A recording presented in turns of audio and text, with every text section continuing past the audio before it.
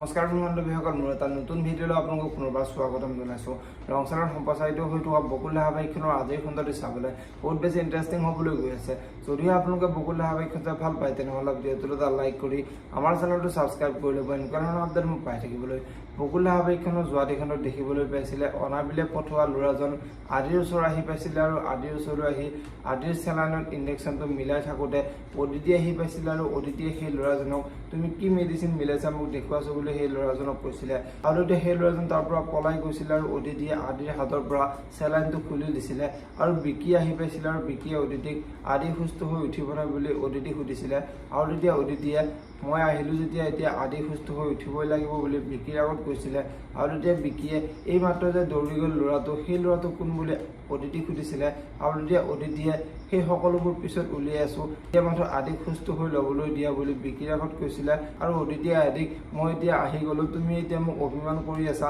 মই তোমাৰ ওচৰৰ পৰা আৰু কেতিয়াও আঁতৰি নাযাওঁ বুলি অদিতিয়ে আদিৰ আগত কোৱা দেখিবলৈ পাইছিলে। আৰু আজিৰ খণ্ডত দেখিবলৈ পাব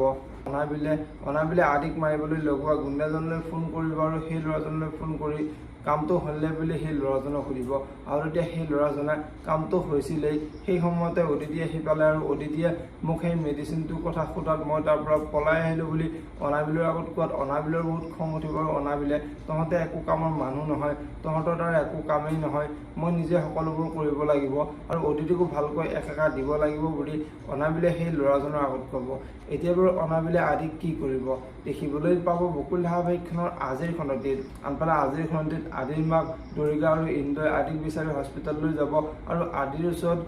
অদিতিক বহি থকা দেখি দৰিকা, ইন্দ্ৰ আৰু আদিৰ মাকৰ মনটো বহুত ভাল লাগিব আৰু দৰিকাই মই কৈছিলোঁ নহয় অদিতি বাইদেৱে কেতিয়াও আমাৰ দাদাক এৰি বিয়া হ'ব নোৱাৰে বুলি মাকৰ আগত ক'ব আৰু তেতিয়া অদিতিয়ে মোৰ বহুত ডাঙৰ ভুল হৈ গ'ল, আজি মোৰ বাবে আদি এনেকুৱা এটা অৱস্থা হ'ল বুলি অদিতিয়ে মাক আৰু দৰিকাক ক্ষমা খোজা দেখিবলৈ পাব। যদিহে আপোনালোকে বকুল ধাৰাবাহিকখন চাই ভাল পায় তেনেহ'লে ভিডিঅ'টো এটা লাইক কৰি আমাৰ চেনেলটো ছাবস্ক্ৰাইব কৰি ল'ব, এনেকুৱা ধৰণৰ আপডেট মোক পাই থাকিবলৈ। ধন্যবাদ।